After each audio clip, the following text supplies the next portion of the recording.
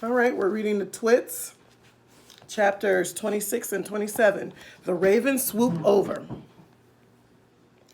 They had only just finished the job when a roly-poly bird came swooping in, screaming, "They're coming back! They're coming back!" Quickly, the birds flew back onto the roof of the house. The monkeys rushed into their cage and stood upside down, one on top of the other. A moment later, Mr. and Mrs. Twit came marching into the garden, each carrying a fearsome-looking gun.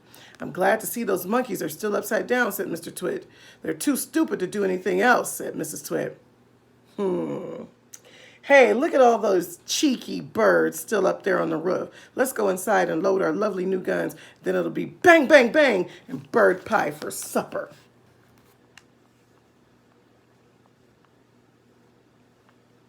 Just as Mr. and Mrs. Twit were about to enter the house, two black ravens swooped low over their heads. Each bird carried a paintbrush with its claws, and each paintbrush was smeared with sticky glue. As the ravens whizzed over, they brushed a streak of sticky glue onto the tops of Mr. and Mrs. heads. They did it with the lightest touch, but even so the Twits both felt it. "What was that?" cried Mrs. Twit. "Some beastly bird has dropped its dirty droppings on my head." "On mine, too," shouted Mr. Twit. "I felt it. I felt it." "Don't touch it," cried Mrs. Twit. "You'll get it all over your hands. Come inside and we'll wash it off at the sink." "The filthy, dirty brutes," yelled Mr. Twit. "I'll bet they did it on purpose. Just wait till I've loaded up my gun." Mrs. Twit got the key from under the doormat where Mugglewump had carefully replaced it, and into the house they went.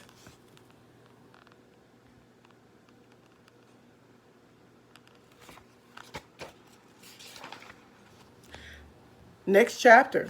The Twits are upside down, or turned upside down. "What's this?" gasped Mr. Twit as they entered the living room.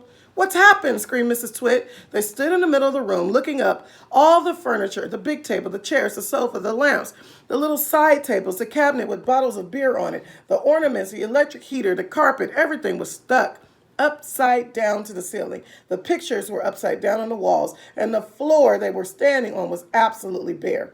What's more, it had been painted white to look like the ceiling. Oh my goodness, they were so busy. Now, I'm going to show it to you like this. Now I'm going to turn it upside down. Oh, it looks normal, except the Twits are on the ceiling, it looks like. Zoop.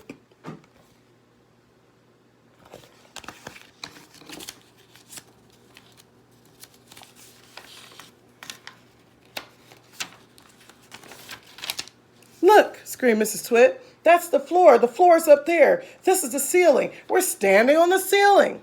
"We're upside down," gasped Mr. Twit. "We must be upside down. We're standing on the ceiling, looking down at the floor."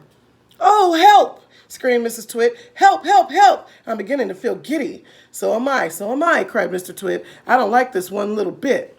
"We're upside down and all the blood's going to my head," screamed Mrs. Twit. "If we don't do something quickly, I shall die." Look at them, they're panicked.